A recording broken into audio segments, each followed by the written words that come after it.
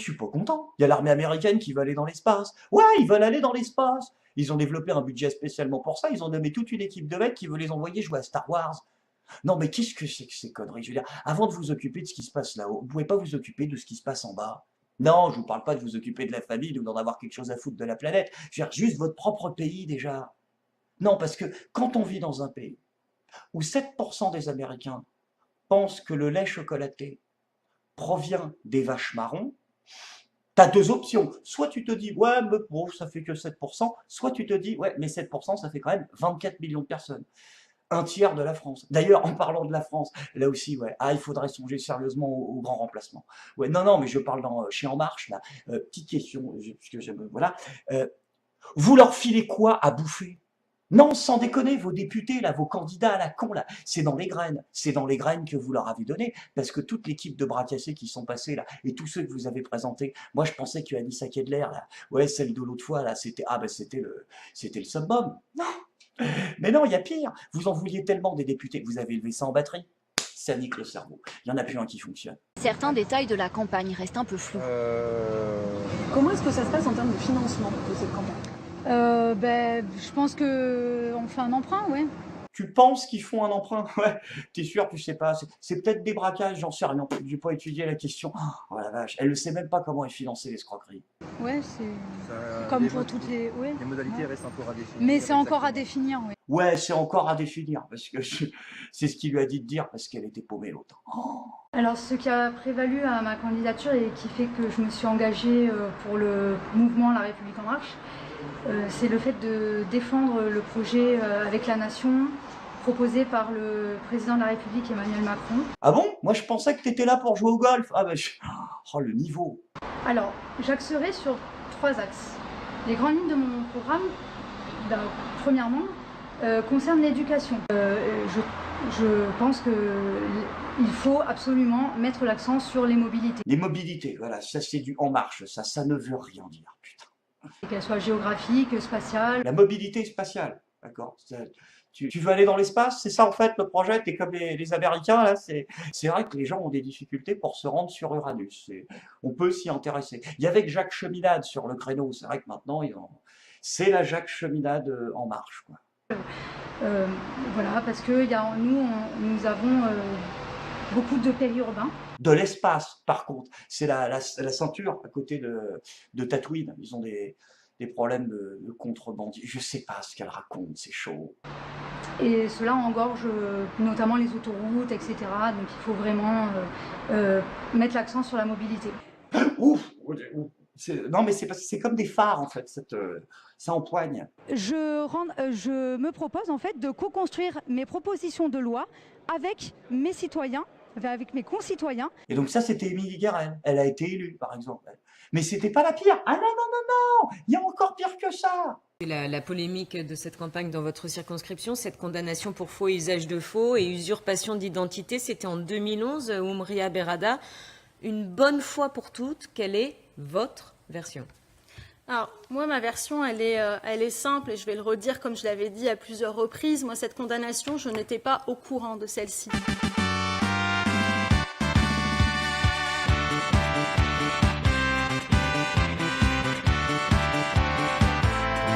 À partir du moment où le modèle social français a effectivement par rapport à la crise actuelle, c'est pas quelque chose qui est contradictoire avec les propositions d'Emmanuel Macron sur l'évolution de l'emploi par rapport à la situation actuelle.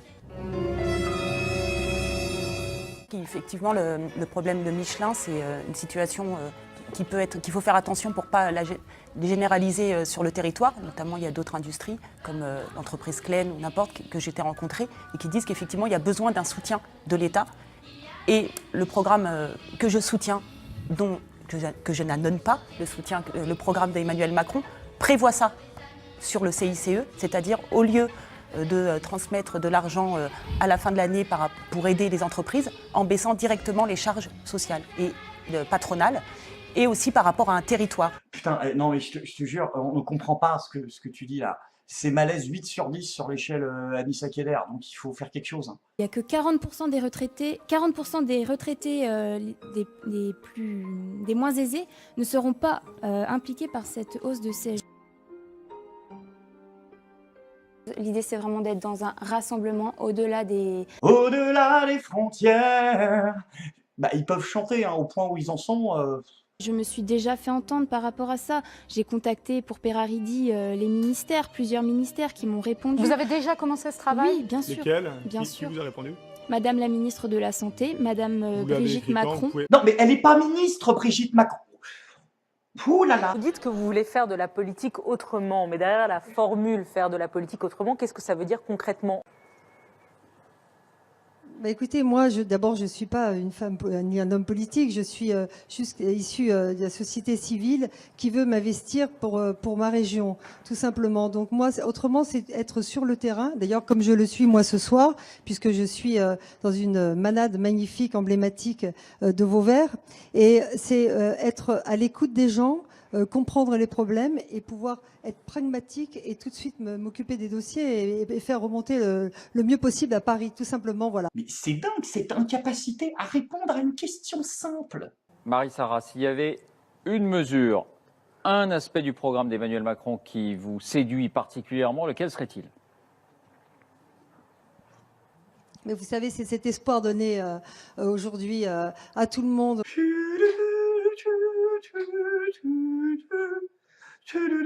Moi, la vérité, c'est que je vais surtout défendre la culture, les traditions, l'économie. Non, mais attends, putain, ça va être long. Non, mais là, tu cites les en-têtes du programme de Macron. C'est tradition, culture, économie, finance.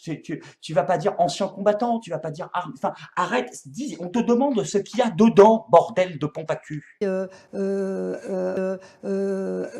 que vous allez nous répondre un peu comme tous les nouveaux visages d'En Marche, mais est-ce que vous êtes plutôt à gauche ou plutôt à droite? Moi, je suis ni à gauche ni à droite. Voilà. Je suis juste en marche. Ouais, enfin, toi, t'es en marche, mais ton cerveau, non, hein, par contre. Ah, il ne marche pas. Il n'a pas suivi le grand mouvement. Ma suppléante était la candidate du Parti socialiste. C'est ni de gauche ni de droite. Parti socialiste, ni de gauche, ni de droite. Mais putain, elle sait même pas que le PS est de gauche. On fait quoi? On fait comment? Non, mais là, ça va, parce que c'est des journalistes, en face, ils ont l'habitude. Mais quand c'est les opposants, ah là, c'est le bouquet. Comment ça va? Ça va. Ça va bien? Ça va très bien. Alors, est-ce qu'on se fait un débat contradictoire? Non, malheureusement, j'ai décliné. Pourquoi vous voulez pas un débat contradictoire? Parce que je pense que l'offre, elle est claire.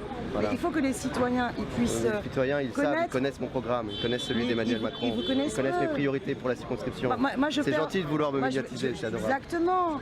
Je trouve que ça serait quand même un respect des citoyens et des citoyennes que de leur proposer un débat contradictoire entre deux candidats. Il a eu lieu au premier tour, il a eu lieu pendant la campagne présidentielle. On n'a eu aucun débat tous les deux. Et bien sûr, aucun débat.